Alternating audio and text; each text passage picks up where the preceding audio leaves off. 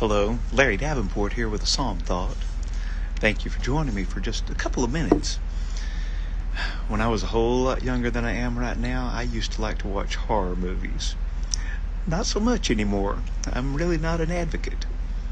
But in one of those movies, it centered around a fictional campground known as Camp Crystal Lake. And at Camp Crystal Lake, some bad things happened. Some teenagers lost their lives. Now, the storyline that I recall involves some teens hearing about this story and then saying, "Hey, I've got a great idea.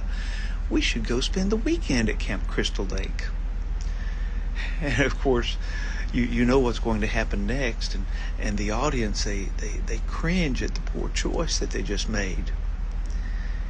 How can we develop the ability to make good choices? When my daughters lived at home, there was a Post-it note on the mirror in their bathroom, and it simply said, "Guard your heart." And there was a verse beside it, Proverbs 4 and verse 23, which says, "Guard your heart because everything you do flows from it." Guard your heart. Sounds kind of simple, but you and I understand that the devil's always trying to get us off track, trying to help us make bad choices. And that leads me to our Psalm thought for today.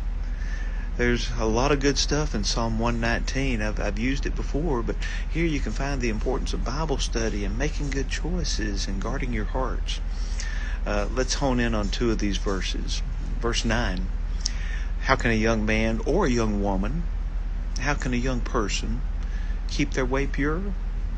By guarding their heart according to your word.